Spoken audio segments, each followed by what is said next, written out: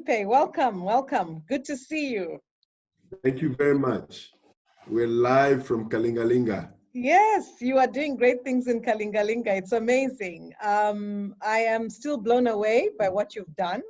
And thank you very much for making the time to chat with us about what you've done in Kalingalinga. I'm sure a lot of people will be wondering, you know, this is interesting. I've got to listen to this. So thank you very much for taking me to 1K and showing me what you've done there. I'm hoping that through this platform, we'll be able to encourage others as well to take a leap and look at what's happening in other areas of Lusaka. So it's a pity Kupela couldn't join us, but you can send our love, hugs, and kisses from Pam Golding here. And I'm sure at some point she'll be able to come and have a chat. So I hope my connection is stable. You can hear me well. Loud and clear. Okay, great. So tell us a little bit about yourself. Who is Mafipe? Sure. Thank you. I mean, Mafipe, I guess I'm an accountant. I qualified as an accountant 13 years ago. So I work as head of consulting for a large firm. I have 17 people in my team, which is quite large for a Zambian practice. Mm-hmm. And I work on investment. So I spend all day advising people who are investing in Zambia for the first time. Kupela, my wife and business partner, she's a program manager, project manager in development sector. She's also a Rhodes Scholar, so she has 2 master's degrees from Oxford. But outside of that, we are 2 people who decided to challenge ourselves and say, okay, why can we be so successful in the workspace? How is that impacting our personal space and our personal finances? And that's kind of how we took an interest in the real estate space and said, this is where we need to be. So we've got this motto where we say, if not us, then who? Who should be doing this? I like that. If not us, then who? That's fantastic. That's really fantastic. So when did you decide to, I mean, when I hear you've been practicing for 12, 13 years, you guys are a pretty young couple. So when did you decide to start investing in real estate? From what year have you been doing this? Okay, so I've now been investing in real estate for 10 years. The first project started in 2010. And Kupela joined me there in 2011, going into 2012 when she was my fiance at that point. Mm-hmm. What we did is that the first motivation was to say, okay, I need to have something to show for my work because I was spending 10, 12 hours a day in the office. Mm-hmm. End of that process, what do I have to show for it? And how will I build from there to something bigger? And she kind of bought into that and joined me at that point. So we're on our 4th project now. And Great. The largest as well. Oh, fantastic, fantastic. So what I see here is growth. You've been growing from strength to strength, from project to project. We have, and we had to take some bold decisions as well. It was always a budget question of, do we do this or do we do that? So our first project was a single bed little house. The motivation was, let me have a house. Mm-hmm. And then we moved from that to building 3 of them and have them on rent. Mm-hmm. And then we moved to own a boarding hostel and house 24 students. Mm-hmm. And then it's kind of moved from there to 1K. Okay, great. So I thank you very much for sharing the pictures of your Salama project, which I think would be great for us to share with everybody else, in terms of what you've done at the property. So I will just share my screen. We are in the era of digital technology now. Isn't it beautiful that we can now just zoom off into Salama Park without having pictures? We are doing things so differently. It's unbelievable.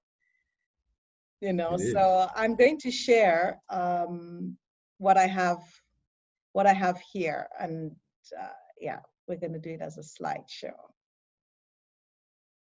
Brilliant. So, okay, so there you go. So that's Salama Park.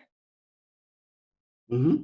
Okay, so tell us a little bit about this. Is this the 1 bed? This is a 1 bed. Mm-hmm. It was 84 square meters. Okay. Yeah, this was the first of three that were built in a Mhm. single complex. So that's the complex over there. Okay. And initially, the idea was, let me learn how to do this building thing, and then from there, I can move on to a bigger Mm-hmm. project. Mm-hmm. So the project started in 2010. It Okay. finished in about 2013 Mm-hmm. into 2014. Okay. We had a waiting list of tenants Oh, that was wow. 10 deep. Yeah. Jeez, that's very good. And what price point are these properties at? So when I was renting them out, we have a strategy of saying we'd like high occupancy and a lower Okay. price, and that's our strategy. So Okay. that flat used to rent for 1,800 kwacha. Wow. Wow. That is definitely affordable. That definitely is affordable. Mhm. And that's so. What lessons did you learn from that particular project? Because there are always lessons around this. Huge lesson. I mean, I think the key lessons were you've got to start small. Mm-hmm. One of the challenges people end up making is that the mistakes they make is that you start with a dream house. You've got to Mm-hmm. realize that your circumstances will change. What you Mm-hmm. need now might change in future. So we Mm-hmm. learned to work with a flexible model. Okay. Don't build the dream straight away. The next Mm-hmm. one was to rely on professionals. So very Mm-hmm. early on, we spoke to people in the property sector and said, how much should we be asking for rent for the house when we build it? Yes. And then we worked with the architects, worked backwards to the price so that when we Mm-hmm. rented it out, we ended up with a profit and not a loss.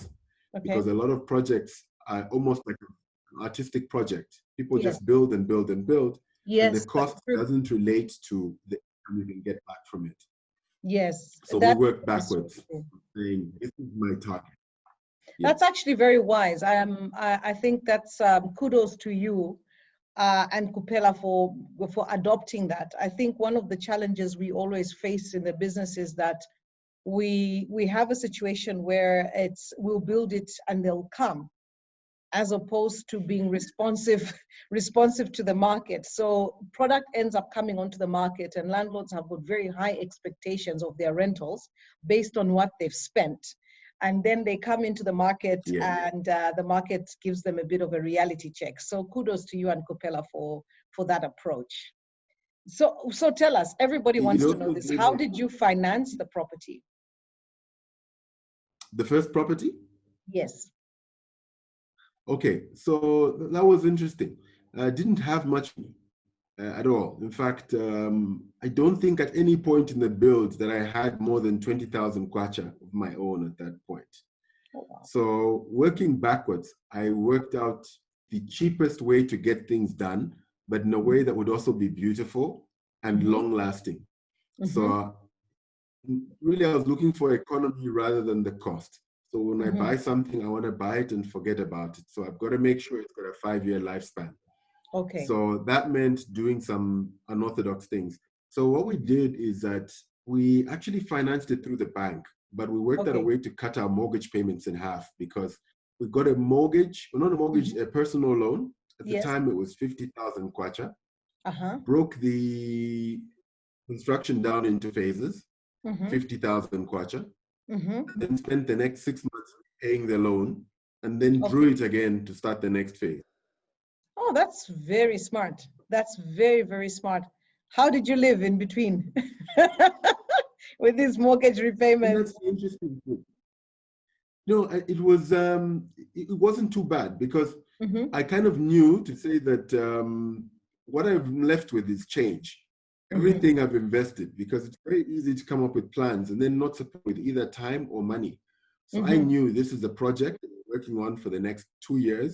I Yes. won't have any excess cash, but I will have the building done at the end of it.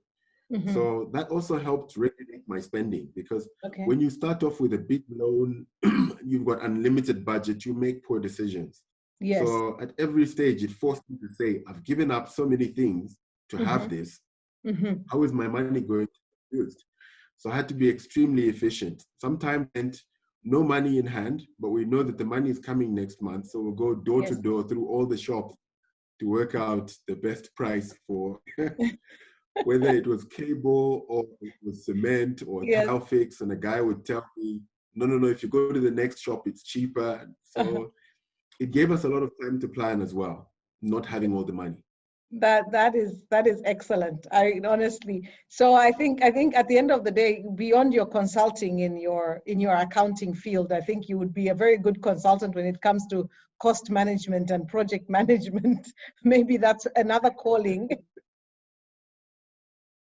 So what we did is we tried to take as much of what we do at work and bring it into the building project. So on my side, Okay. that was administration of the project, Mm-hmm. bought a filing cabinet, and had very clear records of each stage of the build, what was budgeted, what it actually came to be, prepared reports, kept the receipts.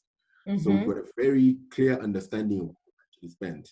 And most people never reach that point. So because it's your project, it's kind of like your salary. You're just spending it on whatever you're doing. You're not trying to record it or account for it. Yes. But we try to treat it like a third-party project. So Kupela set out and made a project plan, and we had a schedule.